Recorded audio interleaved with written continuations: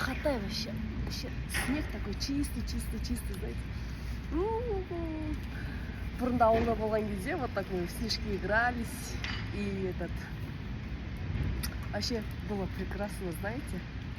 А сейчас вот вода. Вот прям у меня жар идет, когда я прям купаюсь на улице, прям так шикарно становится.